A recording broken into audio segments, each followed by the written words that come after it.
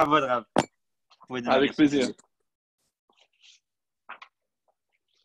Alors, d'abord, donc, Shavua Tov à tous et à toutes. Et je suis donc très heureux d'avoir l'opportunité de m'adresser au public marseillais en grande partie. S'il y a d'autres personnes qui nous ont rejoints, évidemment, sont toujours les bienvenus. Et Bezrat Hashem, donc, comme nous approchons de cette période qui s'appelle Ben HaMetzarim, c'est-à-dire entre les malheurs, entre les étroitesses, c'est cette période qui commencera d'ailleurs donc ce jeudi. Je mets juste un peu. D'ailleurs, voilà. Donc, comme vous le savez, cette période qu'on appelle entre les étroitesses, elle est comprise entre deux jeûnes. Le jeûne de 17 Tammuz, si d'ici là le Mashiach n'est pas là, ne vient pas, donc on devra tous jeûner ce jeudi. Et cette période de 3 semaines se termine, comme vous le savez, par le jeûne du 9 Av. Alors, la question, évidemment, qui est peut-être un peu évidente, mais qu'est-ce que ça va changer? Est-ce qu'on peut changer les événements du passé par le fait de jeûner? Est-ce que pour des événements vieux de 1000, 1500 ans, le fait que nous, aujourd'hui, nous jeûnions, va changer quoi que ce soit au passé? Alors, nous savons très bien qu'il existe 3 façons d'annuler un mauvais décret, qui sont Tefila, Teshuvah et Tzedaka. Alors, très intéressant d'ailleurs, comme vous le savez, la richesse de la langue hébraïque, la Tefila, elle se fait donc en élevant la voix, comme c'est marqué dans le pasuk, Hakol Kol Yaakov. Et Kol, en hébreu, donc comme vous le savez, chaque lettre a une valeur numérique, 100, 6 et 30, c'est 136. Donc, 136, c'est la valeur numérique du mot Kol. Donc, avec la voix, quand j'élève ma voix par la prière, donc je peux annuler un mauvais décret. Ensuite, la teshuva. Et les Chachamim disent, mais comment je peux faire la teshuva? Est-ce que c'est vrai que la teshuva, elle démarre au niveau de la pensée? Une personne qui veut changer sa façon de se comporter, sa façon de voir le monde, donc décide à partir de maintenant de rentrer dans le monde de la Torah et les mitzvot. Alors, mais comment se concrétise une teshuva? Les Chachamim nous disent, c'est à travers le jeûne. Et jeûne se dit, il y a 2 façons de dire le jeûne, soit ta'anit, soit tzom. Tzom, c'est-à-dire un ta'anit, un jeûne aussi. Curieusement, si je prends la valeur numérique du mot tzom, c'est-à-dire le tzadik, le vav et le mem, 90, 6 et 40, on retombe encore sur 136. Apparemment, il n'y avait pas de lien. Donc, rappelez-vous, retenez déjà Kol, la voix, c'est 136. Tzom, le jeûne, c'est également 136. Et on a dit la tzedaka. La tzedaka, c'est ce que, évidemment, tout le monde fait lorsque je mets des pièces, lorsque je viens en aide aux nécessiteux, aux indigents. Et avec quoi je peux accomplir cette mitzvah? Avec l'argent. Alors, l'argent, en hébreu, il y a 2 façons de le dire, même 3. On peut appeler l'argent kesef, comme tout le monde le fait. On peut aussi appeler damim, comme on le voit dans la Gemara et dans la Mishnah, damim. Et il y a aussi un autre terme, c'est mammon. Et lorsque les Chachamim ont dit d'où vient ce mot mammon? Mammon, donc c'est bien matériel, donc c'est l'argent, parce que si je change le vav de place, je peux lire, au lieu de mammon, je peux lire mimenu, de lui. Il ne faut jamais oublier que tout l'argent que j'ai, mimenu, c'est d'Akadosh Baruch Hu, que c'est Akadosh Baruch Hu qui me l'envoie. Et maintenant, si je prends le mot mammon, et je fais le même exercice que j'ai fait tout à l'heure, c'est-à-dire, je regarde la valeur numérique, même, vav et nun. Même, c'est 40, donc 2 fois, ça fait 80. Vav, c'est 6 et nun, c'est 50. 50 plus 80 plus 6, c'est aussi 136. Donc, les 3 modes que j'ai pour annuler un mauvais décret, la tefila à travers le kol, la teshuva à travers le tzom et la tzedaka, donc à travers le mammon. Donc ils se rejoignent parce que c'est 136. Et quel mot vaut 136 qui me prouve qu'il y a ici, on va dire, une élévation? Eh bien, je fais référence au rêve du patriarche Yaakov lorsqu'il arrivait avec une échelle. Et comment on dit une échelle en hébreu? C'est soulam. Soulam. Donc, sa mère, c'est 60, lamed 30, c'est 90, même, c'est 40, et vav, c'est aussi 6, 36. C'est-à-dire que ces 3 moyens qui sont la tfila, c'est pour s'élever, le jeûne, la teshuva, c'est aussi pour m'élever, et curieusement, la tzedaka aussi. Alors, on pourrait être étonné de se dire que la tzedaka, c'est pour s'élever. Comment je peux m'élever en faisant la tzedaka? Et il y a une Gemara qui dit, qu'est-ce qu'un homme doit faire dans ce monde pour, s'il veut avoir des enfants, et certains rajoutent avoir des enfants qui vont vivre longtemps, alors, Yarasok be Retson Kono. Donc, il fera la volonté du ciel et la volonté de sa femme. Ça, c'est les deux. Pourquoi la volonté du ciel? La Gemara demande qu'est-ce que c'est faire la volonté du ciel? C'est précisément venir en aide aux nécessiteux. Alors, que les choses soient claires avant de rentrer un peu plus dans le thème, c'est pas simplement parce que quelqu'un a besoin d'argent et que je vais lui tendre une pièce que je me suis acquitté de cette mitzvah. Lorsque les Rachamim parlent de Gemilut Hasadim, Tzedaka, c'est procurer à l'autre ce dont lui a besoin. Et ça peut être, comme vous le savez, dans les mitzvot de Gemilut Hasadim, il n'y a pas que la tzedaka, il y a aussi accompagner quelqu'un, sourire à quelqu'un, consoler quelqu'un. Et évidemment, il y a même dans ce registre Mesamer Khatan Vekala. Donc, aller dans un mariage, pourquoi? Parce que c'est Gemilut Hasadim, c'est apporter quelque chose dont l'autre a besoin, c'est une compagnie, c'est une ambiance. Donc, ça, c'est tout ça rentre dans la rubrique de Gemilut Hasadim. Donc, je ferme ma parenthèse.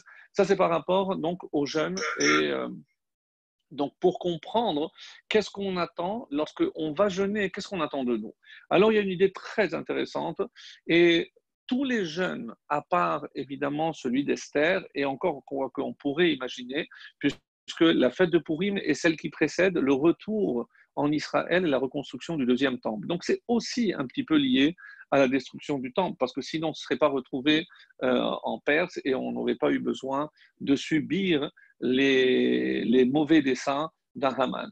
Quoi qu'il en soit, lorsque je regarde tous les jeûnes, excepté celui de la Torah, c'est-à-dire le jeûne de Kippour, donc je vois qu'ils sont tous reliés au temple ou à sa destruction. Mais quand on va voir de près, il n'y a pas que cela. Mais si aujourd'hui encore, on est en train de jeûner et on va rentrer dans une période dite de deuil, c'est parce qu'on a perdu le Beth Amikdash. Alors, très sincèrement, est-ce que nous sommes un peuple tellement tourné vers le passé ou ce qui nous importe, c'est qu'on a perdu un vestige? C'est comme si vous voyez des Anglais aller voir des ruines ou des Grecs aller sur des ruines et se lamenter parce qu'il y avait là-bas un coliséum ou ils avaient là-bas un temple. Donc c'est clair que on ne peut pas imaginer que notre deuil porte sur des pierres. Et c'est évidemment tout ce que je voudrais transmettre aujourd'hui. Donc il n'y a pas que la pierre. Et forcément, le temple représentait autre chose. Et par rapport au ce qu'on appelle la avoda, au culte qui avait lieu dans le Beth Amikdash, qu'est-ce qu'on faisait dans le Beth Amikdash? Comme vous le savez, on apportait des corbanotes, indépendamment de ce qui était apporté par le Ham Israël. Il y avait également, par rapport à des fautes qu'on avait commises ou simplement parce qu'on voulait remercier Dieu pour tel ou tel événement dans notre vie, donc on pouvait apporter un korban. Indépendamment, je disais, du korban tamid qui avait lieu tous les jours, c'est ce qu'on appelle le sacrifice perpétuel. Et dans tous les corbanotes, sans exception, on prélevait une partie qui était brûlée donc sur le misbéach, c'est-à-dire sur l'autel. Et quelle était cette partie? Donc, c'est ce qu'on appelle en hébreu chelev. Chelev qui est très proche de chalav. Chalav, tout le monde sait que c'est le lait, mais chelev, c'est la graisse. Pourquoi on l'appelle chelev tellement proche de chalav? Parce que pour reconnaître cette graisse interdite, c'est une graisse très blanche. Et où elle se trouve? Essentiellement dans la partie arrière.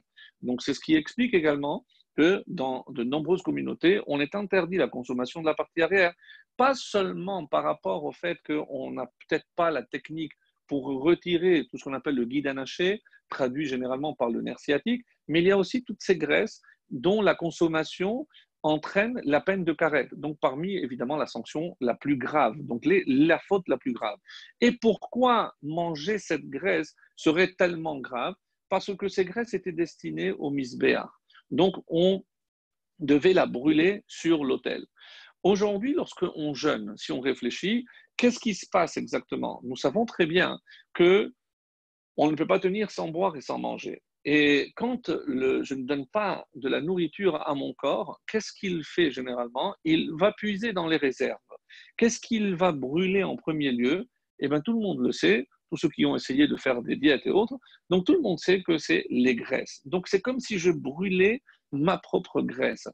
Quelque part, je suis en train de dire à Hachem, je n'ai pas de graisse à t'offrir sur le temple, sur le misbéar, sur l'autel, pardon, donc je suis prêt à t'offrir ma propre graisse.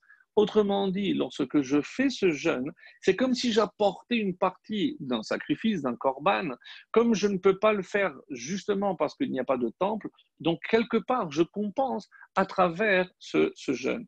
Et c'est ça la notion de Teshuvah, donc je reviens, et sans oublier, mes chers amis, que le mot Teshuvah, hein, c'est toujours traduit par repentir, retour, mais la première traduction du mot Teshuvah, et souvent on l'oublie, Teshuvah, c'est une réponse. Chez Ella, c'est une question, Teshuvah, c'est une réponse. C'est-à-dire qu'avant de faire Teshuvah, donc ça concerne la personne qui s'est posée de bonnes questions et qui cherche une réponse. Autrement dit, quand je me rapproche d'Akadosh Baruch Hu, je me rapproche de la Torah et les mitzvot, c'est parce que je me suis posé des questions et que je suis à la recherche de réponses. Et tant que je suis en quête de réponses, pour connaître surtout la vérité, et si je suis honnête, je sais que la vérité n'émane que de la Torah. Torato, Torat Emet, c'est la Torah de Moshe, donc la pure vérité. Donc, je comprends à partir de là que c'est la première étape, on va dire, de la Teshuvah. Alors, maintenant, je vais revenir sur le jeûne du 17 Tammuz, puisque on doit se retourner toujours par rapport à la compréhension de ce qui s'est passé pour que l'on comprenne ce qu'on attend de nous. Et comme vous le savez, il y a des événements qui se sont déroulés le 17 Tammuz, et il y en a exactement 5. Et ce qui est très curieux, c'est que le 17 Tammuz, il y a 5 événements qui ont fait qu'on a fixé donc ce jeûne. Et le 9 Av, il y aura aussi 5 événements. Alors, vous pensez forcément à la destruction du premier et deuxième temple, mais ça ne fait que 2. Je parle pour le 9 Av. Donc, qu'est-ce qu'il y a d'autre qui est, comme on va dire, peut-être moins connu? Alors, je vais commencer par le 17 Tammuz. Quels sont ces 5 événements que l'on va commémorer? Alors, je vais vous les lire et comme ça, vous allez voir.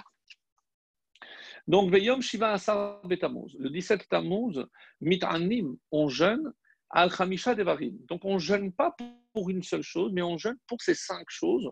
Et quand vous entendez donc 5 d'un côté et 5 de l'autre, et à quoi on pense?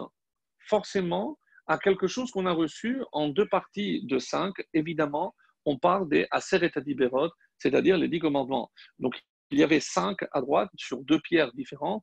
Les commandements, les préceptes entre l'homme et son créateur, Ben Adam Lamakom, Ben Adam Lachavero, et les 5 derniers, c'est la relation entre l'homme et son prochain. Donc, Al-Khamisha Devarim Kashim Venoraim. Donc la halakha rapporte comme ça, donc 5 choses extrêmement dures et qui vont marquer malheureusement notre histoire. Quelles sont-elles? Chronologiquement. Nishtaberu aluchot arishonot sheorid Moshe Rabbeinu lachar 40 yom shayat zel borei olam. Donc, comme tout le monde le sait, la Torah a été donnée le 6 Sivan. Bon, une discussion dans la Gemara, dans le Talmud, savoir si c'était le 6 ou le 7. Donc, ce n'est pas notre thème d'aujourd'hui. Mais pour les générations à venir, Shavuot a été fixé donc le 6 Sivan. Qu'est-ce qui s'est passé? Une promulgation, Dieu se révèle à l'ensemble du peuple, et là, ce n'est pas Moshe qui va nous donner la Torah, mais tous les Juifs présents au Sinaï vont entendre les Aseret Adiberot. Certains diront qu'au bout de 2, le peuple est allé se plaindre à Moshe. Moshe, on n'arrive pas à tenir parce que ça demande une adhésion avec l'âme, tellement qu'on dit que l'âme, qu'il mourait à chaque parole, comprendre que l'âme s'élevait tellement qu'elle ne voulait plus redescendre. Et donc c'est pour ça qu'ils ont dit à Moshe, Moshe, on ne peut plus, est-ce que tu peux continuer toi à nous transmettre? Et Torah, Tivalanu Moshe. Torah, c'est Moshe qui nous l'a ordonné. Et le mot Torah équivaut exactement à 611. Donc, qu'est-ce que je déduis? C'est que Moshe nous a transmis sur les 613 commandements, 611. Quels sont les deux premiers? Ce sont les deux premiers commandements. Je suis l'Éternel, ton Dieu, qui t'a fait sortir d'Égypte, et tu n'auras pas d'autre Dieu. Ces deux, tout le monde les a entendus, d'Akadosh Baruch Hu. Oui, mais alors pourquoi on dit que Shavuot, on les a entendus? Alors, il y a une réponse très intéressante, on ne peut pas trop détailler, c'est qu'on a reçu d'abord tout en bloc, c'est-à-dire les Aseret Adiberot. Comment je le sais? Parce que lorsqu'on voit les premières tables, les premiers 10 commandements dans la paracha de Yitro, et lorsque je les verrai dans Vaetranan, je vois que dans une fois, il y a marqué Shamor pour Shabbat, et l'autre Zachor. Souviens-toi et observe. Et comment on peut expliquer qu'il y a deux choses différentes? Et dans le Lechadodi que vous connaissez, de Rabbi Shlomo el-Kabetz, il est dit Zachor veshamor bedibur echad. Donc, c'est comme si on pouvait entendre tout, mais tout était confus, mais parce que nos oreilles ne peuvent pas distinguer. Lorsque deux personnes nous parlent en même temps, je ne peux pas discerner. Donc les Aseret Adiberot ont été donnés en un bloc. Et ensuite, on est passé une par une. Qu'est-ce que ça veut dire? Pourquoi est-ce que c'est comme ça vraiment? Et toujours, il faut chercher une raison profonde.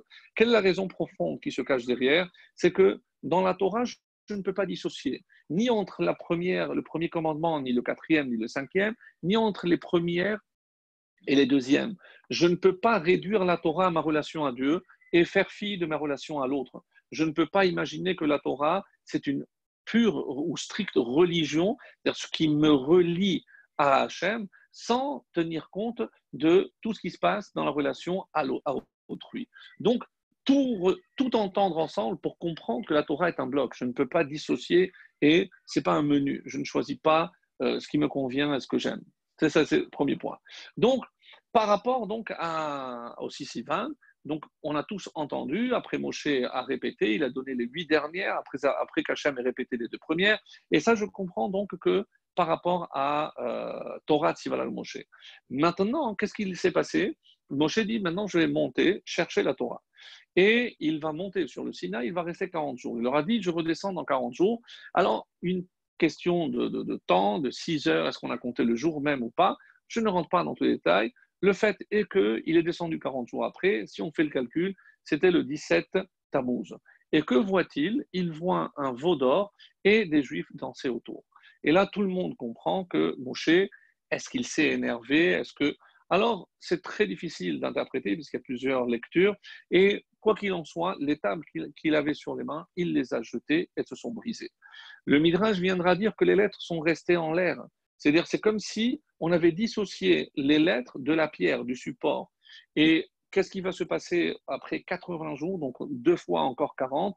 Moshe redescendra cette fois-ci, donc comme vous le savez, donc il est monté pour la 3e fois, donc le premier Elul, et il redescendra le jour de Kippour, donc 40 jours après, c'est le 10 Tishri, le jour de Kippour. Le jour de Kippour, Salah Tikit Valecha, Hachem nous a pardonné, et on oublie que Kippour, c'est aussi le don des 2e tables, puisqu'on a reçu les 2e tables à Kippour, et cette fois-ci, quelle est la différence avec les premières? C'est que pour les premières, c'est Hachem qui avait tout fait, et comme ça, nos Chachamim, nos maîtres expliquent que les premières pierres étaient transparentes. Qu'est-ce que cela veut dire? Comment je peux imaginer une pierre transparente? Donc les Chachamim, là encore, expliquent que transparent, c'est quelque chose qui est clair. La première Torah qu'on aurait dû recevoir, elle était tellement claire qu'on n'a pas besoin d'explication, on n'a pas besoin de maître et encore moins d'interprétation, de discorde entre les Chachamim, de discussions, de marloquettes. Donc, s'il y a eu des marloquettes et des façons de voir ou de lire la Torah, comme c'est le cas dans le Talmud de Babylone, c'est parce qu'on a perdu la dimension des premières tables et on n'a pu garder que les 2e tables. Quelle est la différence? C'est Pesol Lecha. Là maintenant, Moshe, si tu veux que des lettres redescendent, il faut que toi tu façonnes donc ces pierres. Et ce texte de Pesol Lecha, c'est celui qu'on lit précisément le jour du jeûne, pour nous rappeler qu'à l'origine, donc c'est la faute du veau d'or, malheureusement, donc, qui a fait qu'on n'a pas mérité de garder ces premières tables et on a les 2e tables qu'on a jusqu'à aujourd'hui. Donc, premier événement du 17 Tammuz, c'est la brisure des premières tables. 2e événement, Boutla Hakravat Tamid Bepa Marichona. Donc, j'ai fait mention tout à l'heure du Tamid. Donc, c'est ce korban, ce sacrifice perpétuel dont on offrit une moitié le matin, une moitié l'après-midi. Et donc, tout le temps que le temple a existé, donc le tamid, comme son nom l'indique, perpétuel, toujours, donc ça marquait toujours l'union, donc le lien entre le peuple juif et Akadosh Baruch Hu. Et qu'est-ce qui s'est passé? C'est pour la première fois, durant le premier temple, Boutla, donc on n'avait pas eu assez d'animaux, donc ça c'est à cause du siège, on n'avait pas assez d'animaux pour pouvoir offrir, on a interrompu, c'est comme si quelque part le lien avec Akadosh Baruch Hu s'était interrompu, donc c'était une raison en soi déjà de devoir jeûner. Troisième, et c'est celle qui est peut-être la plus connue, Ruvkea Chomat Haïr Yerushalayim, durant le deuxième siège, donc avec les Romains, qu'est-ce qui s'est passé? C'est la brèche dans la muraille. Donc, vous allez me dire, mais est-ce que vous connaissez, vous, un peuple que parce qu'il y a une brèche dans une muraille, on va jeûner, c'est un jour triste de malheur?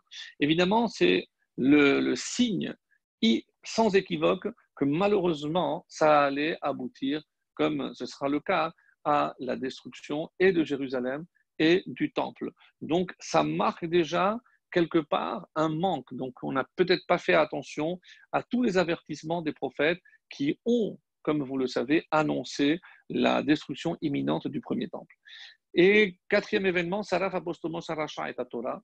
Donc, il a fait ce qu'on pourrait appeler le premier autodafé. Il a pris un Sefer Torah en rouleau et il l'a brûlé. Comme vous le savez, c'est considéré très triste comme annonciateur d'un malheur pour le peuple juif. Et enfin, Ru'amad Tselem Ba'echal Betamikdash. Et c'est aussi la première fois, un 17 Tammuz, où on a introduit dans le Echal, à l'intérieur donc du temple, donc Tselem, c'est-à-dire une idole. Donc, chaque événement en soi peut être déjà la source et la raison de jeûner, de considérer que c'est un grand malheur. Alors imaginez donc les cinq. Donc ces cinq correspondent, on dit nos chachamim, donc quelque part entre les relations entre l'homme et Akadosh Baruch Hu. Et le texte connu du Talmud qui nous demande pourquoi le premier temple a été détruit, on va y venir, et les raisons de la destruction du premier temple, la destruction du deuxième temple, on va y arriver. Mais pour ne pas l'oublier, je vais maintenant à présent lire les 5 raisons pour lesquelles, donc comme vous le savez, on jeûne aussi le 9 Av, puisque cette période qui démarre ce jeudi est comprise donc entre ces deux jeûnes. Betish'a B'Av mitanim al chamisha dvarim kashim venoraim, donc des événements extrêmement durs, sévères qui sont déroulés, la avotenu le orech hadorot, tout au long de générations. Alors, on va tenir compte des raisons qui ont fait que les Chachamim ont fixé ce jeûne. Sachez que, comme c'est le cas de l'auteur du Me'am Loez, le Yaakov Kouli, qui a répertorié plein d'événements beaucoup plus tardifs que ce que je ne vais vous détailler maintenant, comme par exemple l'édit d'expulsion d'Espagne, c'était aussi un 9 Av, l'expulsion d'Angleterre, les déclarations de la Première Guerre mondiale. Donc il y a d'autres événements et en faisant des recherches, on retombe donc sur ce fameux 9 Av. Mais encore une fois, chronologiquement, avant la destruction du temple, il y a déjà un événement qui en lui-même est à l'origine de ce que deviendra malheureusement le 9 Av par la suite. Nigzar al Israël bamidbar shelukan sulaharetz. Donc on fait référence ici à la deuxième grande faute dans le désert. La première, on vient de la décrire, c'est le veau d'or, donc c'est le début. Et ici, c'est lorsque les Meragelim, lorsque les explorateurs sont revenus après avoir espionné, donc visité la terre d'Israël, et ils sont venus avec un rapport négatif. Donc, la Torah dit, cette nuit-là, ils ont pleuré, et ils ont pleuré sans raison. Et c'est pour ça que le Midrash dira, vous avez raison, vous n'avez pas eu de raison de pleurer, je vous donnerai des raisons de pleurer, malheureusement. Donc, et il a été décidé en premier lieu que toute cette génération, pour les hommes, pas pour les femmes, 600 000 hommes, moins d'après un avis, les derniers 15 000, puisque en 40 ans, en 40 ans, donc comme vous le savez, donc il y a eu 600 000 divisé par 40, ça fait 15 000. Donc chaque année, comme ça rapporte le Midrash, donc qu'est-ce qu'ils faisaient? Tous les hommes, ils creusaient une tombe, ils dormaient dedans, et le lendemain, 15 000 ne se réveillaient pas. Et sauf la dernière génération, comme ça rapporte le Midrash, donc ils se sont réveillés le lendemain, ils ont dit on s'est peut-être trompé de calcul, et ils ont fait ça pendant 5 jours d'affilée. Lorsqu'ils ont vu la pleine lune, ils ont vu que c'était le 15, ils ont compris que Dieu avait pardonné cette dernière année pour en quelque sorte, faire l'expiation de toutes les générations précédentes. Et ces 15 000 allaient être chez Hérite Israël, donc les survivants, qui allaient venir témoigner de ce qui s'était passé les 39 dernières années. En tout cas, donc c'était un 9 Av qu'ils ont pleuré, et il a été décrété que cette génération n'allait pas rentrer. Deuxième événement, Kharav Bet Hamikdash Harishon, destruction du premier temple par Nebuchadnezzar, Nabucodonosor, exactement en l'an moins 422 et pas 586 comme on a l'habitude de dire.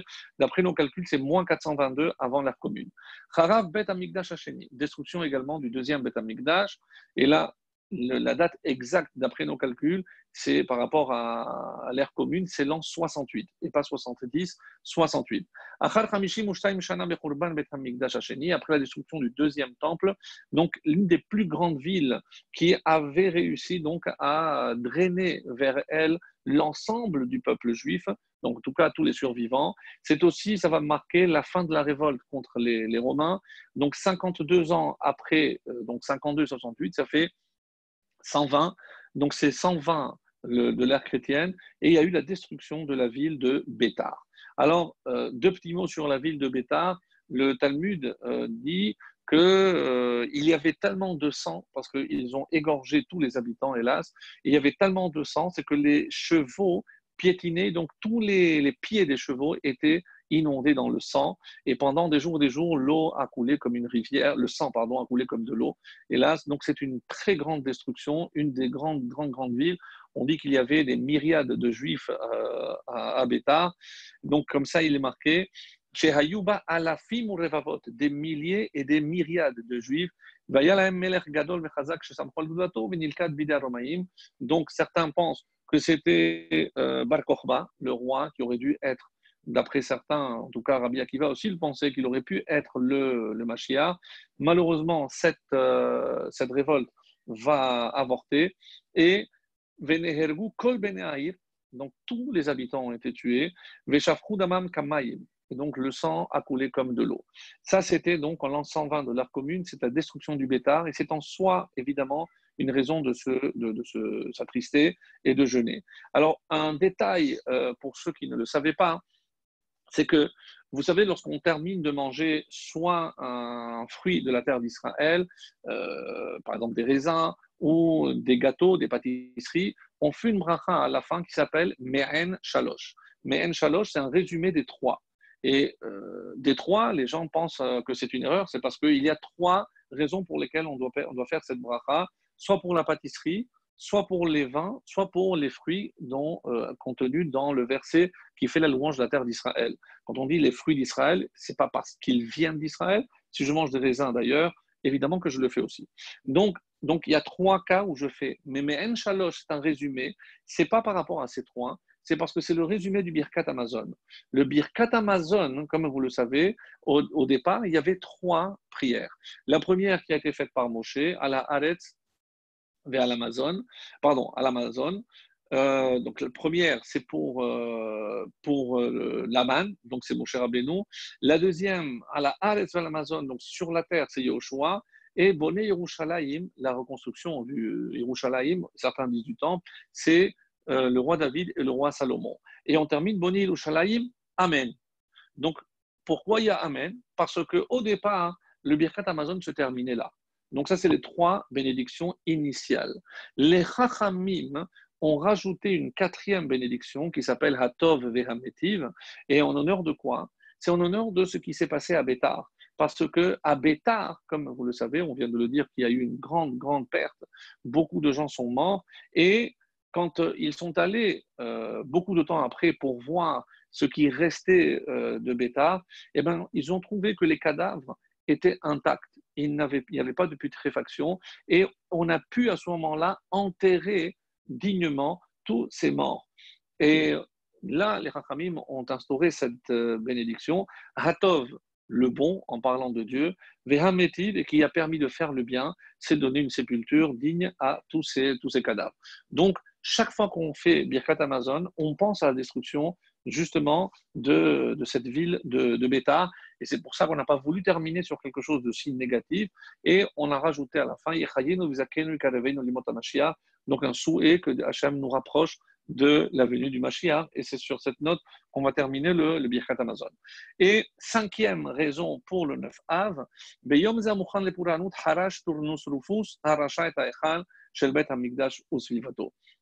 Qu'est-ce qu'il a fait Turnus Rufus, donc un général romain, une fois que le temple avait été détruit, il est allé labourer pour être certain que rien ne pourrait jaillir. Et ça, c'est parce que, c'est comme ça que c'est rapporté dans le livre de Jérémie, Tzion Sadet Echaresh.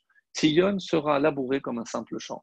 Et donc, c'est pour accomplir cette prophétie. Et lorsque ceux qui étaient encore survivants ont vu ce que les Romains ont fait avec l'emplacement du temple, donc vous pouvez imaginer cette tristesse. Donc, cinq événements d'un côté, 5 événements de l'autre, donc qui regroupent finalement les deux fautes les plus graves, capitales dans le désert, la faute du veau d'or, c'est-à-dire une mauvaise interprétation de la Torah, je traduis, et donc pour ce qui est des Meragelim, c'est la non-acceptation de cet héritage qu'on appelle la terre d'Israël.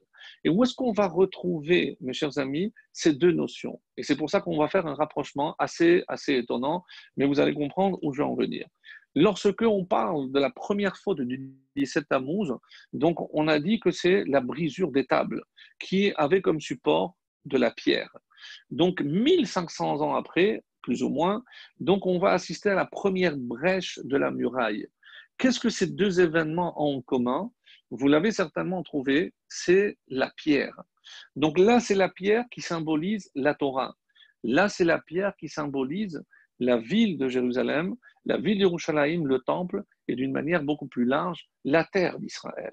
Donc, on retrouve finalement quelque part les deux fautes qui sont reliées. Parce que il est dit dans le Talmud que quelqu'un, un juif sans Torah, c'est un juif sans choma. C'est un juif sans Torah, c'est un juif sans protection, parce qu'il n'a pas de muraille, parce que la Torah est notre protection. Alors je pourrais tomber dans l'erreur de croire que si j'ai la Torah, je suis protégé. Oui, mais alors pourquoi on a perdu Jérusalem si on avait la Torah? Et on va voir tout de suite la différence entre le premier et le deuxième temple. Donc pourquoi j'ai perdu Yerushalayim? Parce que je croyais ou je me croyais à l'abri. Je pensais que tant que j'avais la Torah, et encore une fois, c'est la vérité, heureusement qu'on a préservé la Torah. Parce qu'après la destruction du deuxième temple, lorsque tous les Juifs ont été chassés, même si au départ, comme je l'ai dit, il y avait une partie qui est restée, mais malheureusement, après la révolte, tous les Juifs ont fui, il ne restait plus de présence juive sur la terre d'Israël et on a erré.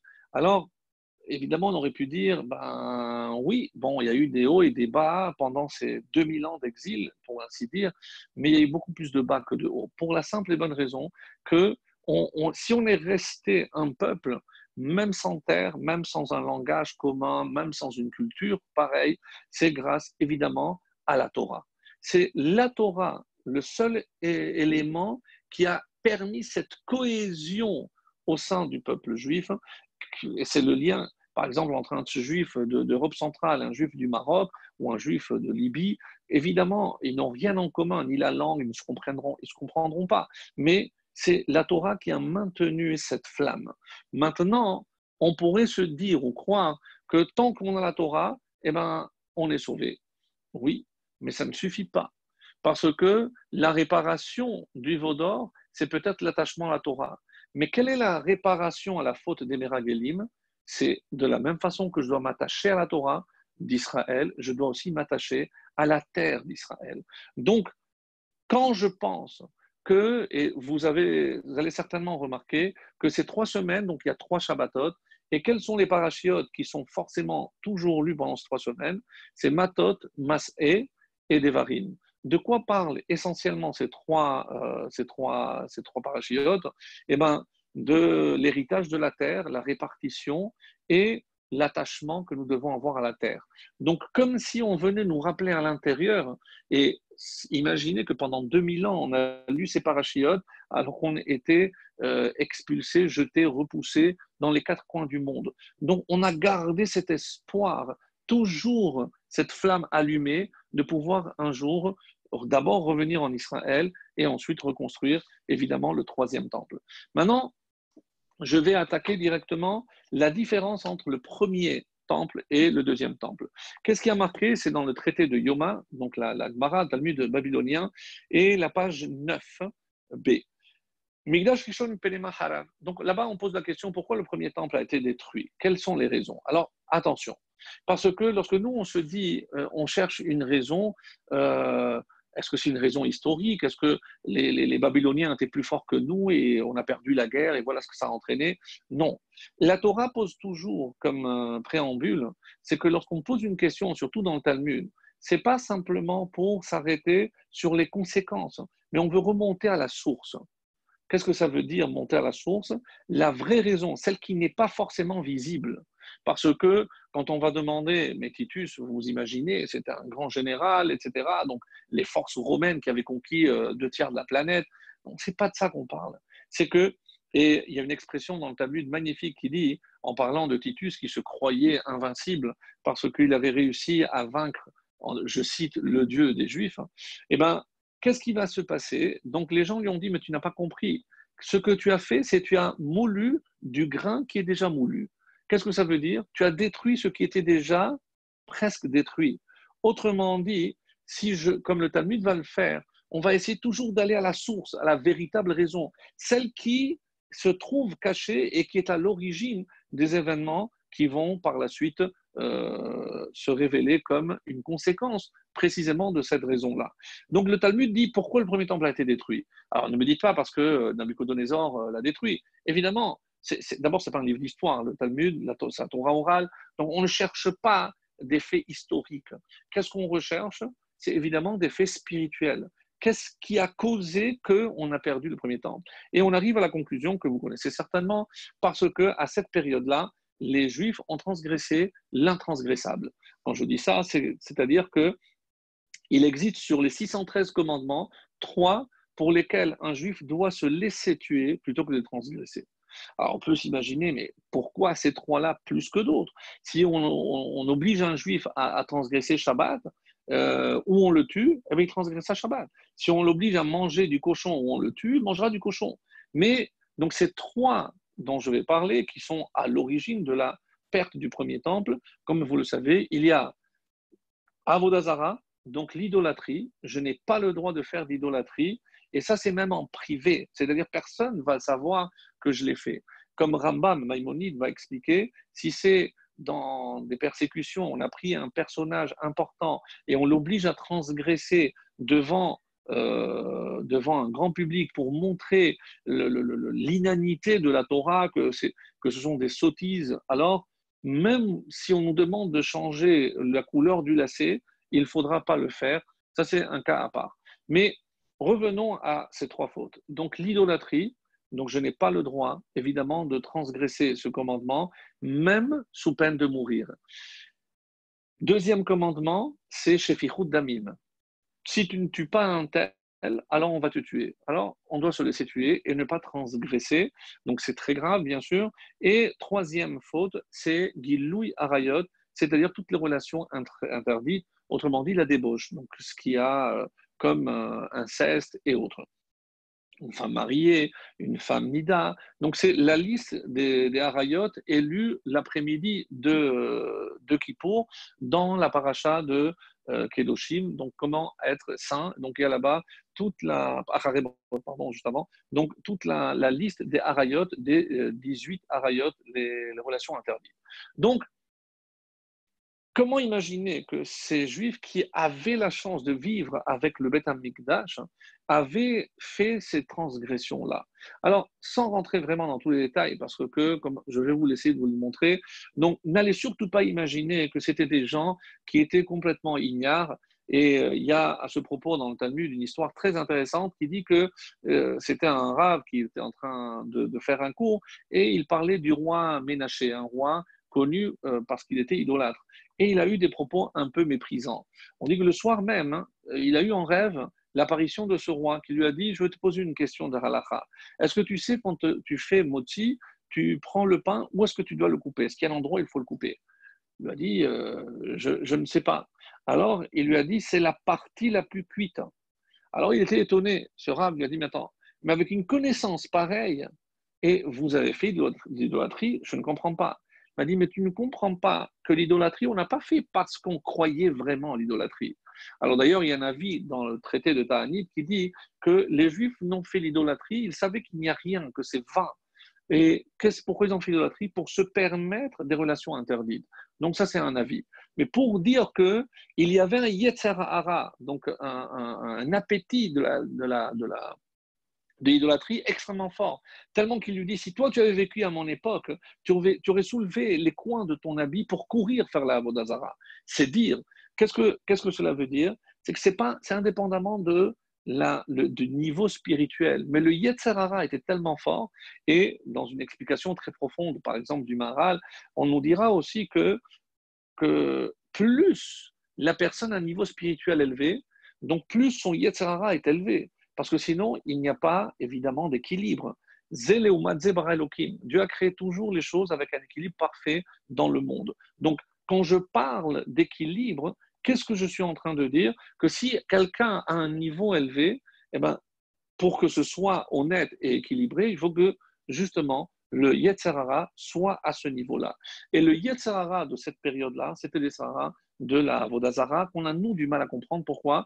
Parce que les Anshe Knesset Agedola, les membres de la Grande Assemblée, ont fait une prière pour éradiquer, c'est-à-dire pour enlever le Yetzirah. Et donc, nous, on ne peut pas savoir ce que c'est que ce Yetzirah qui existait.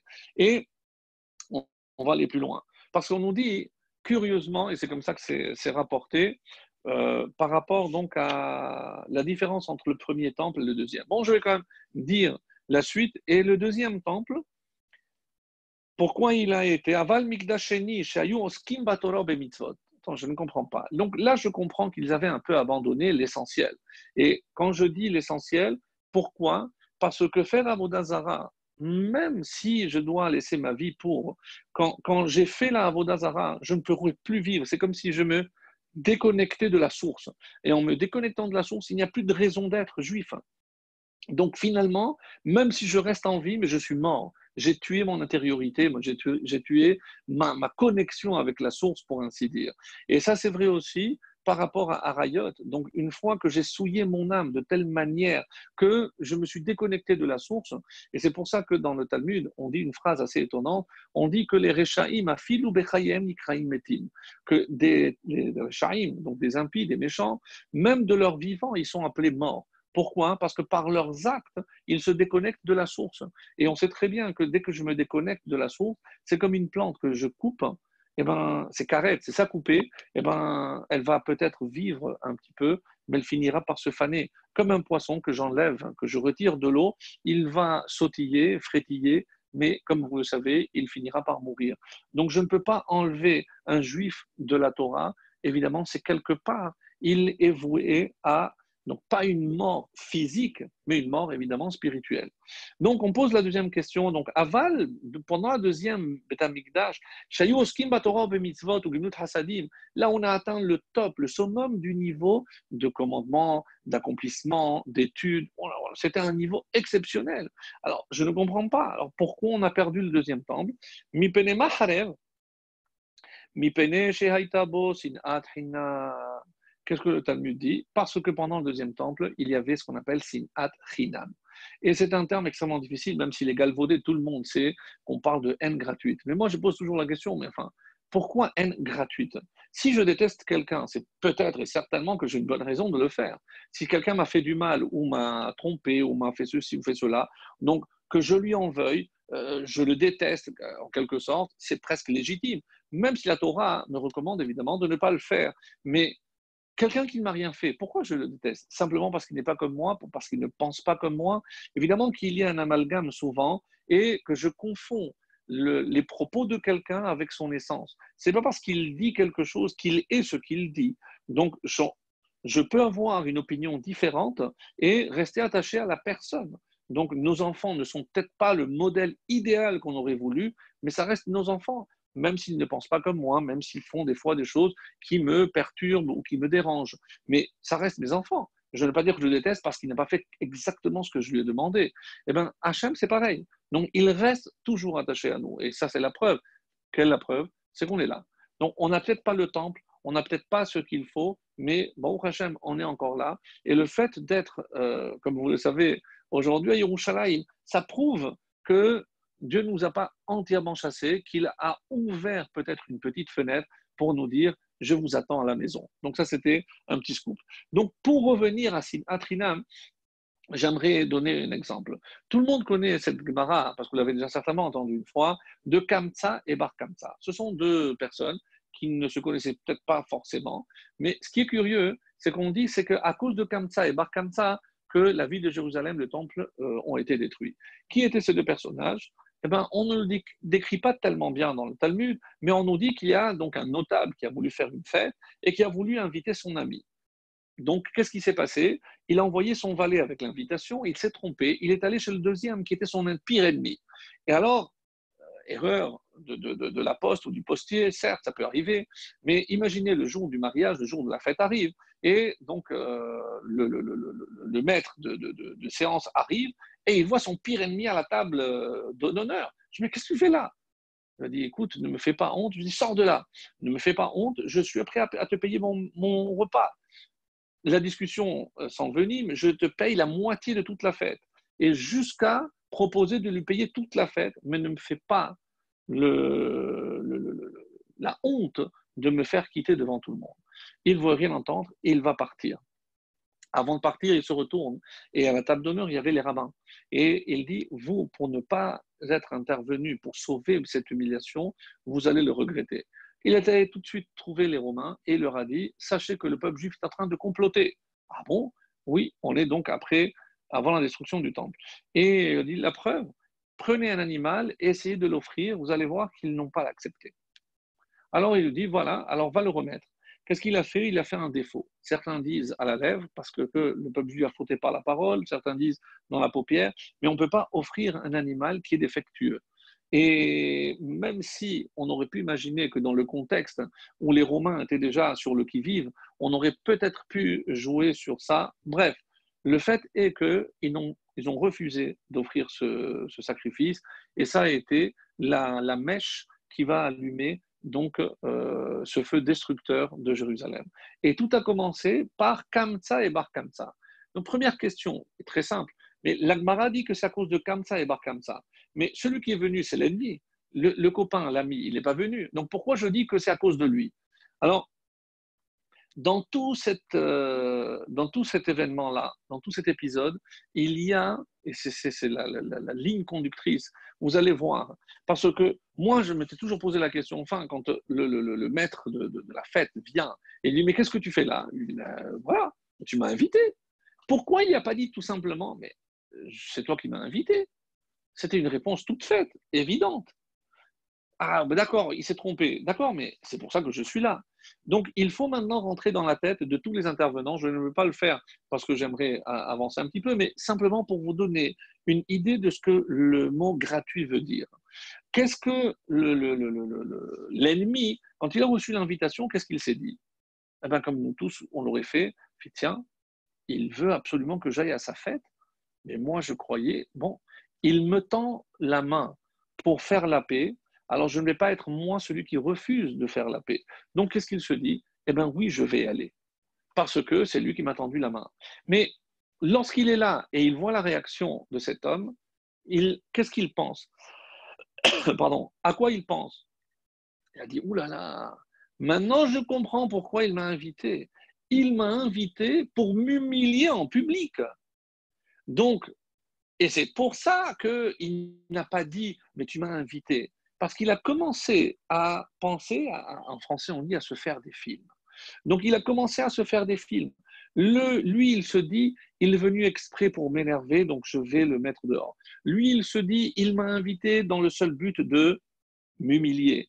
Le troisième, donc l'ami, pourquoi il n'est pas venu? Si c'est un véritable ami, pourquoi? Parce que je n'ai pas eu le carton. Alors qu'il s'est dit, alors c'est ça un ami, maintenant qu'il marie son fils ou sa fille, peu importe, et maintenant il ne m'invite pas, il a préféré inviter d'autres.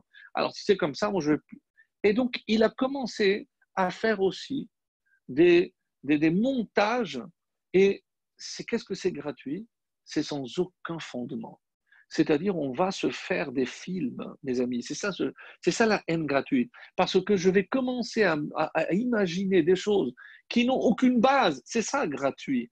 Et ça existe partout, entre deux associés, entre les enfants, entre deux conjoints. Donc pourquoi il a dit ça et l'autre, j'ai traversé, il m'a pas dit bonjour. Il était tellement préoccupé. Alors dis-moi, peut-être qu'il n'a pas fait attention. Ah, il n'a pas voulu me dire bonjour. Et je vais commencer à faire des films, etc. Donc ça, mes amis, c'est ce qu'on appelle la haine gratuite, sans aucune raison. Et c'est pour ça que on avait déjà la solution dans Pirkei Avot. Revedan lekaf zechut. Lorsque je dois porter un jugement, d'abord, je ne suis personne pour juger l'autre. Mais si je dois le faire, Revedan, Dan, donc si tu dois juger, lekaf zechut.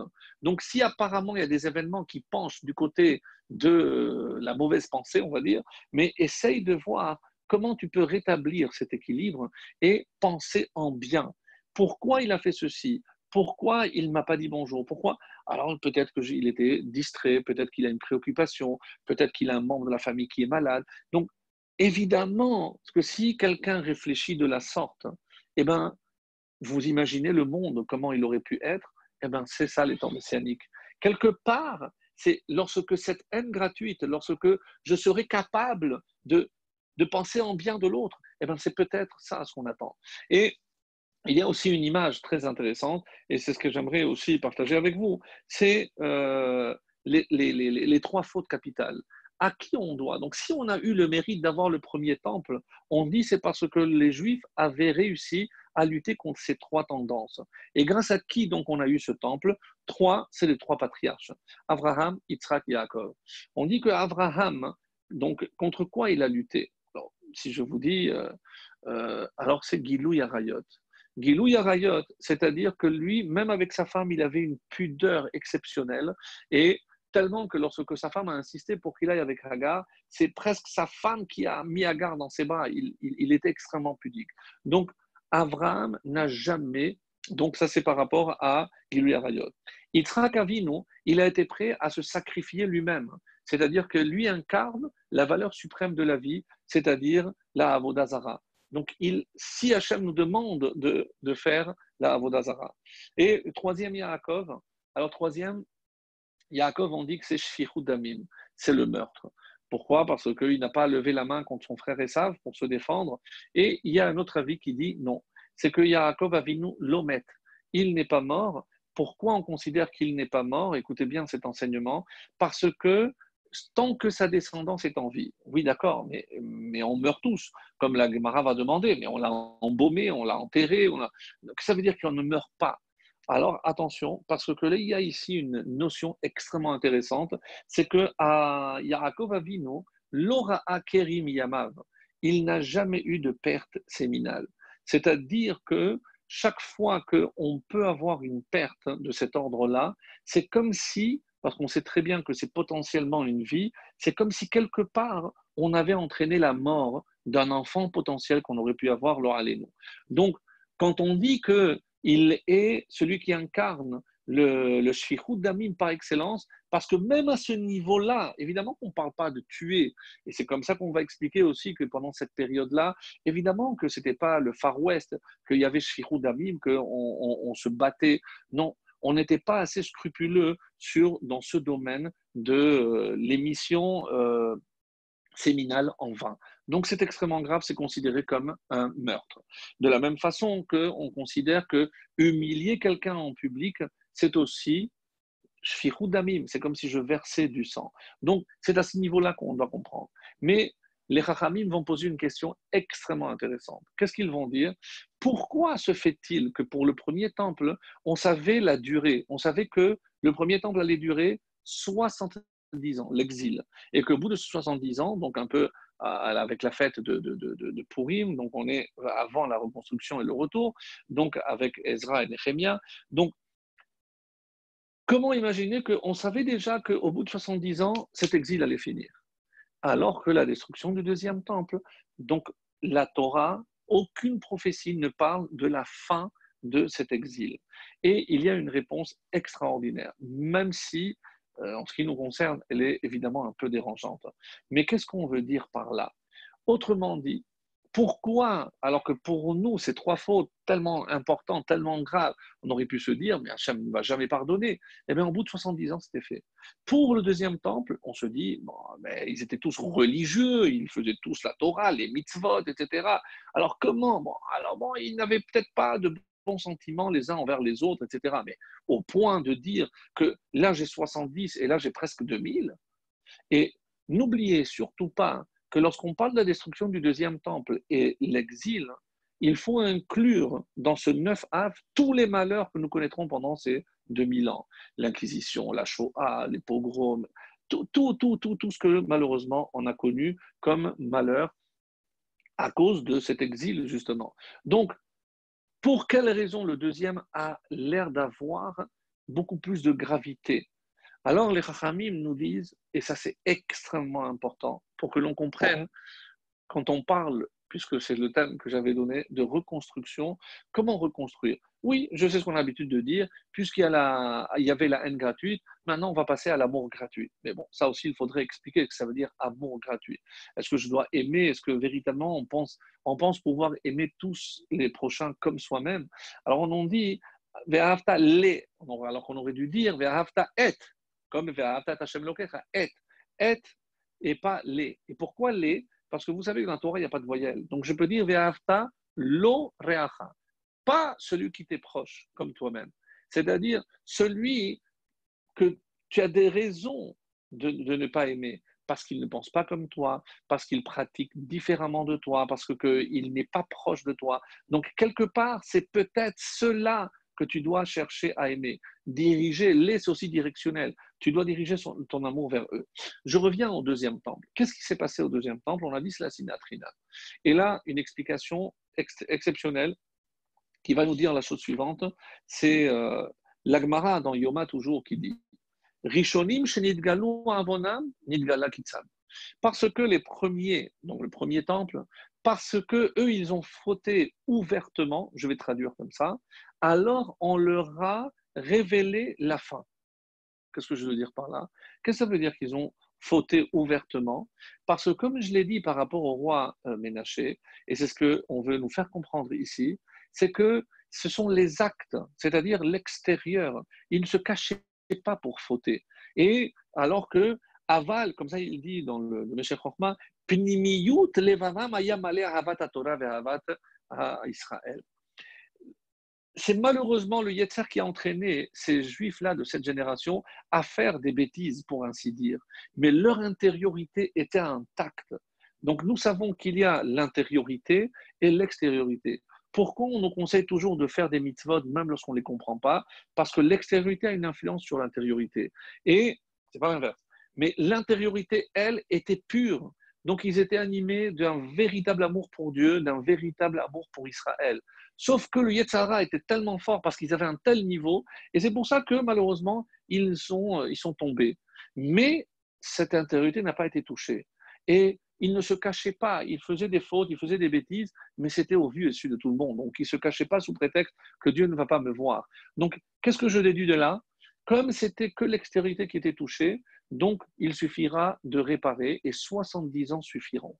Par contre, pour le deuxième temple, donc l'extériorité était parfaite. On dit, il faisait la Torah, il faisait les mitzvot, il faisait la prière pendant 10 minutes, la Hamida, il mangeait archi kasher, pas super, archi kasher, mais l'intériorité était défectueuse. À quoi ça fait penser, mes amis? C'est quelqu'un qui est extrêmement, j'aime pas ce terme parce qu'évidemment il est réducteur, mais religieux. Il mange très kasher, il va à son chiour, mais lorsqu'il est à l'intérieur, c'est aussi chez lui. C'est là où il faut voir comment il est avec sa femme, comment il est avec ses enfants, comment il est avec ses employés. Donc, est-ce que on a réduit la Torah à un simili? Donc, je fais semblant d'eux. Mais l'intériorité, malheureusement, comme un fruit. Des fois, vous avez remarqué, lorsque je congèle un fruit, de l'extérieur, il a l'air très beau. Mais lorsque je l'ouvre, l'intérieur est pourri. Et donc, même si ce qui est extérieur, qui apparemment est bon, je n'ose plus le manger. Pourquoi? Parce que je sais que le noyau est pourri. Autrement dit, dans le deuxième temple. Et sachez que c'est ce que la Gemara dit, c'est que tant qu'on n'a pas vu la reconstruction du temple, c'est comme si on était aussi, pas si on avait assisté, si on était aussi coupable de la faute qui a entraîné la destruction. Ça veut dire que nous, on a toujours tendance à dire, si le monde va mal, en tout cas pour nous les Juifs, avec cette pandémie qui n'arrête pas, qui revient maintenant et revient avec plus de vigueur encore ici en Israël, on ne comprend pas. On s'est targué d'être le pays le plus immunisé, on a eu le moins de contagion pendant la première vague. Peut-être qu'on s'est trop flatté, on a oublié l'essentiel. L'essentiel, évidemment, c'est qu'est-ce qu'Hachem il a dit? Arrête de faire semblant à l'extérieur. Maintenant, tu retournes chez toi. Et ce confinement nous a permis quelque part de revenir à l'intérieur, mais à l'intérieur de la maison, à l'intérieur de soi-même. Maintenant, je ne fais pas semblant, je ne fais pas comme ils disent les jeunes, je ne suis pas mytho de faire la Hamida, super concentré, etc. Là, chez toi, personne ne te voit, c'est entre toi et le bon Dieu. Donc, si tu veux prier, maintenant, on va voir comment tu vas faire à l'intérieur. Qu'est-ce que Hachem nous a offert comme opportunité, peut-être? Très certainement, c'est de réparer notre intériorité. C'est parce qu'en réparant notre intériorité, mes amis, c'est ça qui fait que Bezrat Hashem, donc on va mettre un terme, pas simplement à la pandémie, pas simple, mais à cet exil, parce que la véritable réparation passe par la réparation de l'intériorité. Et comment je le sais? Parce qu'il y a une image magnifique. Cette image, vous la connaissez parce que vous l'avez déjà entendue, c'est lorsqu'on parle de cette image idyllique de la fin des temps, on s'imagine donc un lion et un mouton paître en même temps, comme l'image du prophète nous le rappelle.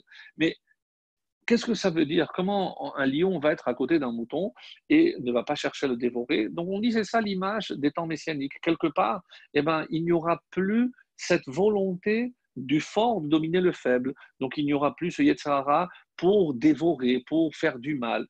C'est une lecture, c'est possible. Mais est-ce que vous avez pensé que si un lion devient herbivore, alors qu'il n'est carnivore, donc toute la dentition d'un lion est en fonction de ses besoins carnassiers. Donc tout le système digestif, comment il va maintenant ingurgiter un peu d'herbe, il va être rassasié. Ça voudra dire, c'est la chassidoute qui donne cette lecture magnifique, ça voudra dire qu'il y aura eu un changement intérieur de tout notre système digestif, etc., et buccal, pour faire en sorte que maintenant, une fois que j'ai changé cette intériorité, alors je peux assister à cette vision-là. Et c'est ce que je voulais terminer en disant ceci. C'est que, évidemment, on a fait le lien entre la pierre des tables et la pierre de Jérusalem, entre la Torah et entre la terre. Mais on a perdu les premières tables, on a perdu le deuxième temple. Et pourquoi on dit que Av, on reste, on diminue la joie, mais on ne l'élimine pas? Parce qu'il y a une raison quand même de se réjouir. Mais ma'atin besimcha, ça veut dire je diminue, mais il reste toujours une raison de se réjouir. Mais comment, avec tout ce que je viens de dire, avec tous les malheurs, comment je peux imaginer qu'il y a une raison? Et c'est ce que les Chachamim disent. Est-ce que vous avez pensé que Moshe aurait pu agir par colère? Mais lorsque je vois la Torah, le dernier verset de la Torah, et pour tout le bien qu'il a fait aux yeux d'Israël, lisez attentivement le commentaire de Rashi, encore vraiment une lumière exceptionnelle. Qu'est-ce qu'il dit? C'est Yafé Kochacha, Yachar Kochacha. Bravo, Dieu a félicité Moshe d'avoir brisé les tables. Attendez, je ne comprends pas. Je viens de dire que c'est non, il n'a pas agi par colère. De la même façon que lorsque Hachem en voulait au peuple, qu'est-ce qu'il a fait Hachem? Il a redirigé sa colère vers la pierre. Qu'est-ce que la pierre finalement symbolise? C'est l'amour de Dieu pour son peuple, l'amour de Moshe pour son peuple. Et de la même façon que même lorsque Hachem se met en colère, il préfère diriger cette colère vers la pierre de la muraille, vers la pierre du temple. C'est pour préserver le peuple juif. Et qu'est-ce que Dieu dit à Moshe? Tu as compris le message et bravo pour ce que tu as fait. Parce que si tu n'avais pas brisé ces pierres, j'aurais été obligé de détruire le peuple. Donc tu as sauvé le peuple en brisant ces pierres. Qu'est-ce que, mes amis, on apprend pour conclure? C'est que l'amour que Hachem a pour son peuple est au-delà de tout.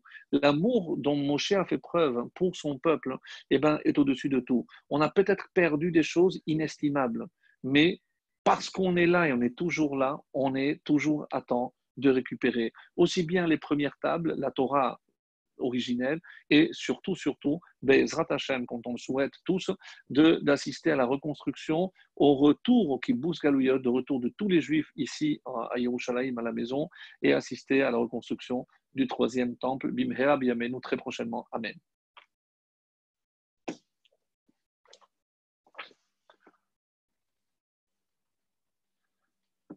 Voilà, s'il y a un animateur, si vous avez des questions, ce sera avec une grande joie. Si vous avez des questions,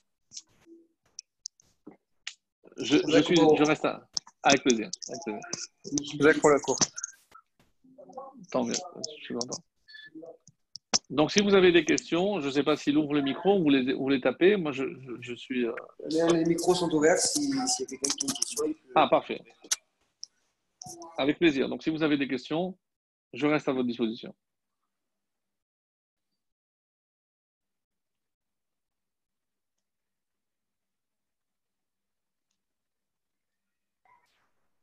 Pas de questions? Razak, magnifique Rafouchena. Avec plaisir. Ah, tout était clair, ouais. C'est ce que un de mes maîtres disait. S'il n'y a pas de questions, c'est de deux choses l'une. Soit c'était très clair, tout le monde a compris, soit personne n'a rien compris. Non, moi, j'opte pour la première réponse. Je pense que c'était clair et qu'Hachem nous aide à réparer, à reconstruire. C'est ce qu'il faut souhaiter. Amen. Merci beaucoup, Rabbi. Avec plaisir, avec mille plaisirs. À très prochainement et Beatzala.